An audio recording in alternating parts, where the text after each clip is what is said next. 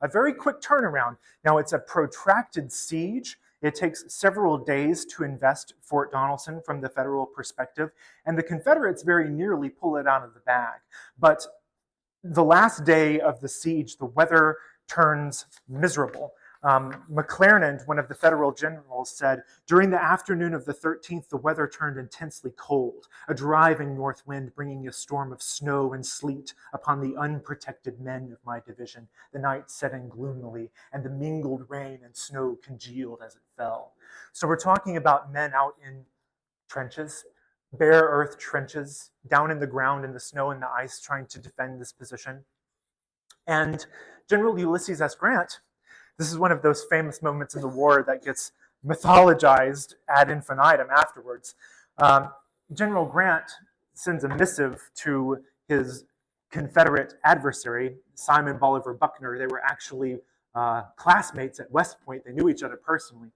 And Grant demands nothing except unconditional surrender from Buckner. And this moment in time gets just amplified and repeated in the press, and Grant gains the nickname Unconditional Surrender Grant. They say that the U.S. Grant actually stands for Unconditional Surrender Grant.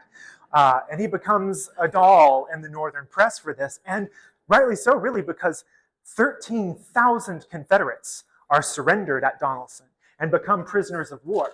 Among them are my fifth great-grandfather, a man named Joseph Emerson. He and others are sent to prison camps like this one here, Camp Morton in Indianapolis, where he will die very shortly after arrival there. A lot of these men, he was actually an old man by the time he got to Fort Donelson, and a lot of them had never been away from home before, so the exposure in camps to things like measles, typhoid, the mortality rate would have been terrible. And especially considering that a lot of them are out in the trenches in the ice and snow as well in February, mortality would have been just ghastly. And some more of those lovely lithographic images. This is the bombardment of Fort Donelson by the Federal gunboats, among them the Carondelet. So as Fort Donelson is captured by the Union Army, it immediately becomes apparent to Confederate command in the West that holding on to Nashville is no longer tenable. With Donelson on the Cumberland captured, with Fort Henry on the Tennessee captured, the Union Army really cuts the Confederate forces in two. So they can no longer hold on to their positions at Bowling Green, Kentucky. And Confederate Commander Albert Sidney Johnston makes the choice to abandon Nashville. This is a contemporary depiction of the Union Army marching into Nashville at the end of February 1862. And the Confederates, as they're leaving, it's really a rowdy scene. Apparently, private citizens and soldiers alike were looting the storehouses after the quartermaster is retreating from Nashville. The Confederates redraw their line and regroup and re-strategize. So with Nashville abandoned, the next point of defense for the Confederates becomes the Memphis and Charleston Railroad and the Tennessee River near its banks. We have a defensive line for the Confederates that stretched in the west from Memphis on the Mississippi River through the Shoals in Decatur, through Chattanooga, up to Knoxville, and all the way up to Cumberland Gap, virtually 500 miles of a defensive line. And holding on to the Tennessee River and the critical junction of Corinth, Mississippi, is of paramount importance. Confederate General Laurie Pope Walker writes, "It is not only the Tennessee River up to this point which is threatened," he's writing from Tuscumbia, by the way, "It is not only the Tennessee River up to this point which is threatened, but also the Memphis and Charleston Railroad and the Mobile and Ohio Railroad. These roads constitute the vertebrae of the Confederacy."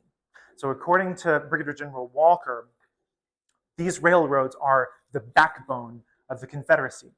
And proportionally, as they become the defensive target for the Confederates, they become the next offensive target for Grant, Buell, and the rest of the Federal forces in Tennessee.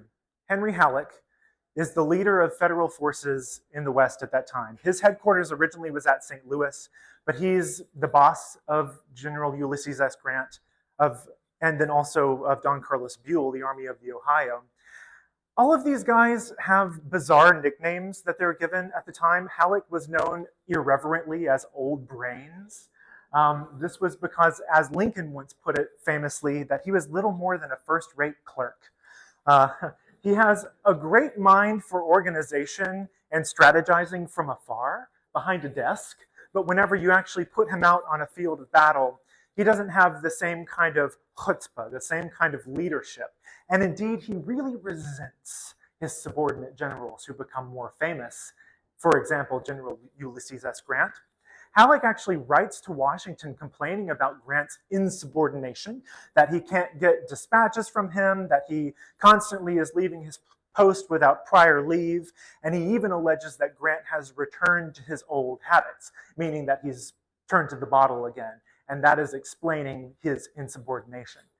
Now, whenever Washington writes to Grant saying, "What's up with this? We're going to arrest you if you continue this insubordination," Halleck actually defends Grant and backpedals and says, "Oh, he's never done anything of the kind." So Halleck is really this very duplicitous kind of figure, but it's really clear in hindsight that he resents the popularity of his subordinate generals.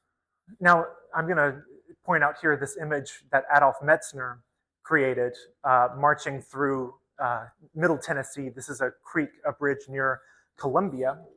So as I said, the Federal Army is going to turn its attention towards taking the railroad junction of Corinth.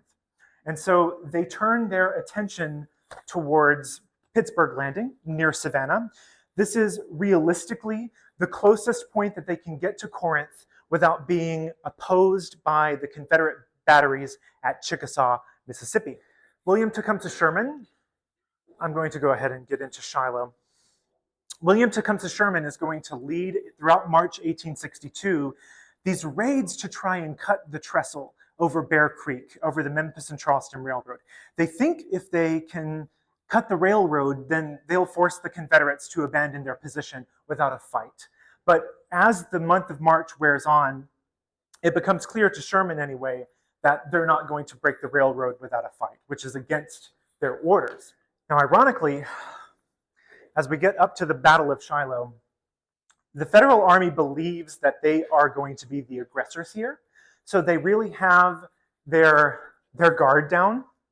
But Albert Sidney Johnston and the Confederates have absolutely no intention of letting the Federal Army just gather at Pittsburgh Landing and launch an attack at their leisure. And so they decide to strike first. This moment in time is really fascinating to me. I have focused in on Shiloh to an inordinate degree in my own work, and really because a number of reasons. Shiloh is by far the largest engagement which takes place within 50 miles of the Shoals. It is extraordinarily significant to our region, but then also in the progress of the Shoals and the war in the Shoals at that time. Now, as I say, General Grant with the Federal Army ascends the Tennessee River. Remember, after the fall of Fort Henry, the Federal Army controls navigation on the Tennessee River. And this gives them an inroad to start massing troops as close to the junction of Corinth as they can safely get, which essentially is Pittsburgh Landing. Now, Grant's headquarters for a while remain at Savannah, which is on the friendly side of the Tennessee River on the east bank. But William Tecumseh Sherman and other federal forces begin to encamp around a place called Shiloh Church at the end of March 1862. And as I say, at first they try to cut the Confederates off by leading these fly-by-night raids to sever the railroad lines around Corinth, to cut the city like arteries. And of course, if the railroads cease to be functional in and out of the city, then what's the point of holding on to it? So they think that if they can just cut the railroad lines, then the Confederates will be forced to abandon Corinth like they abandoned Nashville. But Sherman becomes convinced by about the end of March 1862 that that's not going to happen, that they are not going to take the city of Corinth unless there is a major engagement. And so General Grant begins massing the Army of the Tennessee in and around Savannah. And Grant is waiting for this man, General Don Carlos Buell, to move overland from Nashville to join him at Savannah so that they can make a joint press upon Corinth together. Now, for a moment in time, in March 1862, while Buell and Halleck are talking about their larger strategy. Savannah or Florence are mentioned as the point of rendezvous. There is a moment in time then when the Battle of Shiloh may very well have been the Battle of Barton or the Battle of Littleville, somewhere more close at home, because Florence is mentioned alongside Savannah as a possible point to rendezvous federal forces to press upon Corinth. But General Halleck favors, for a variety of reasons, Nashville. Now, Buell, as he moves overland from Nashville to join General Grant throughout March 1862, is a snail. He does not have any pep in his step.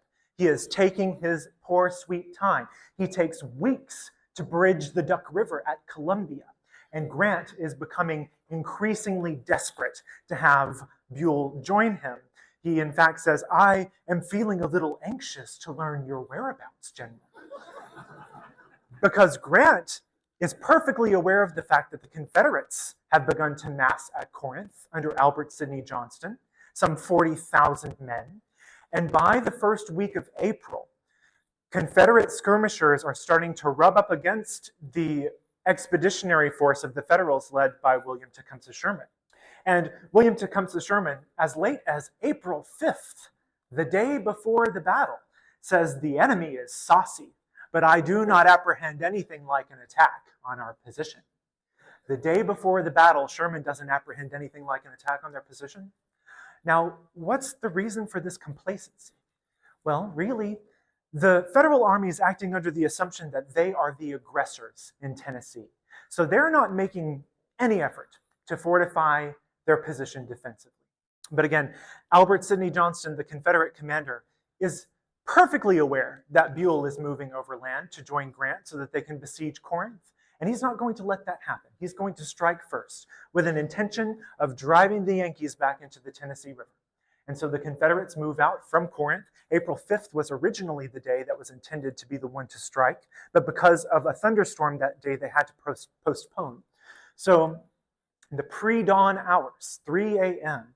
on Sunday, April 6th, 1862, the Federal pickets start bumping into this vanguard of the Confederate force moving into their encamps in and around Shiloh Church. It's apparently a beautiful morning. General Beauregard, his aide-de-camp, talks about the gorgeous sunrise that morning, Sunday, April 6, 1862, which will be the bloodiest day that the American continent had ever seen in its recorded history. Now, the Federal Army is taken completely and thoroughly by surprise the morning of April 6, 1862. Now, I say surprise with a bit of a question mark because, of course, they knew that the Confederates were lurking all along their front. No one really doubted that fact, but it was that they were really going to be attacked en masse by the Confederate forces. They were so complacent. And a lot of these men at Shiloh had been mustered in at Paducah a month earlier. They had never even fired a gun in combat. They didn't even know how to fire their gun in combat. They're sitting in their camps that morning, playing cards and making breakfast. And even as the alarm starts to come in that morning, a lot of them refuse to believe that it really is as momentous as what it will prove to be. Colonel Engelmann of the 49th Regiment Illinois Volunteers says that, "I proceeded to the encampment with orders for that regiment to turn out instantly, brisk firing being then heard within a short distance from our color line, but those from whom it proceeded still concealed by the forest. My orders to turn out were met with the inquiry, for what purpose? And to my response, that it was to meet the enemy, which was engaged with our troops but a short distance in front. Then the men said that the firing that they heard was none other than our own men firing off their pieces. The infatuation that no enemy was about was so general that I also was to a great extent affected by it. So I rode forward in the direction from which the firing came to obtain certainty. Not more than 200 yards in front of our line, then briskly engaged with the enemy." So Engelmann says that he even had trouble believing that they were really engaged with the enemy. They believed that it was just their own men firing off their guns, that it wasn't actually a battle. But as the morning wore on and Confederates actually displaced the Federal troops from their camps, a general engagement takes place all along the line.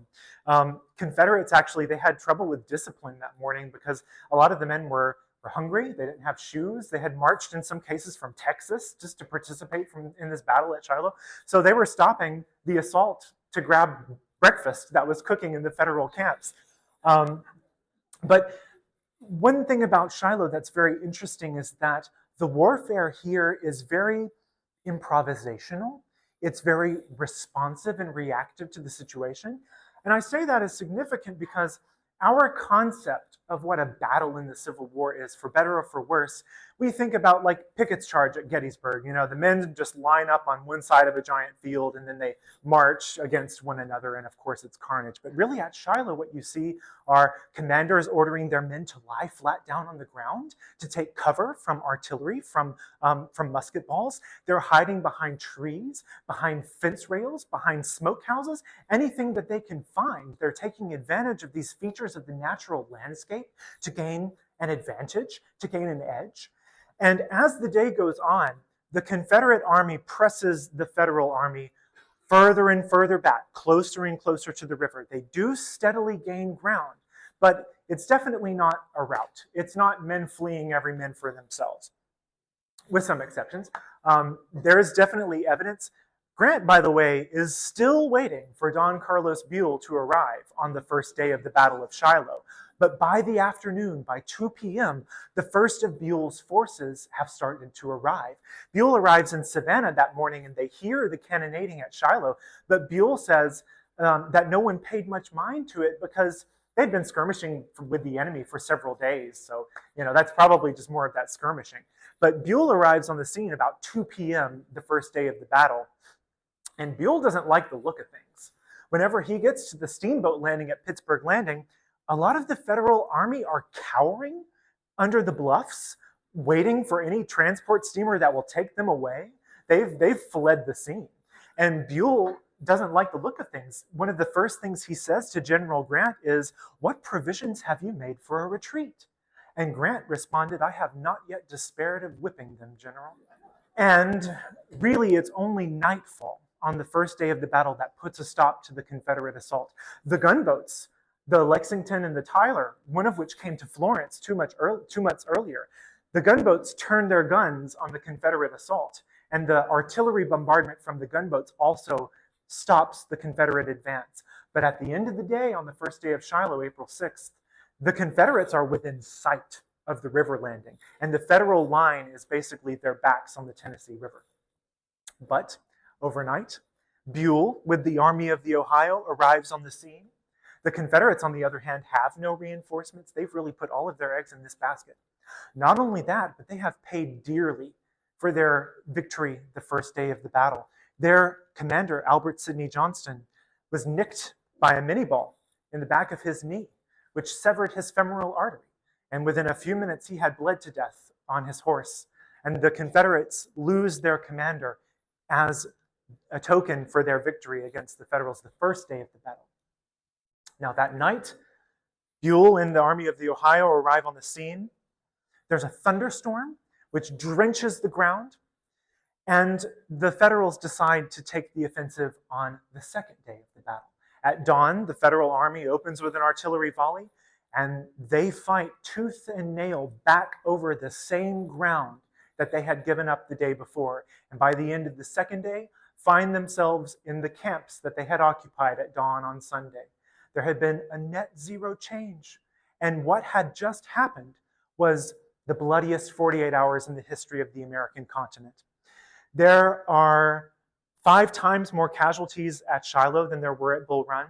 There are more Americans killed at Shiloh than in the Mexican-American War and the War of 1812 combined. So there are more Americans killed in 2 days than in 2 separate wars, which took 6 years between them to take place. It was really ghastly and unfathomable to the 19th century mindset. I'll warn you, this next scene is a bit graphic.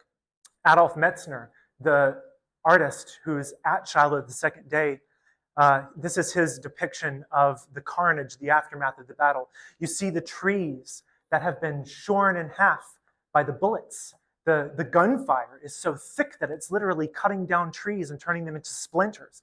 These are two men who obviously were surprised in their camp the morning of the 6th of April.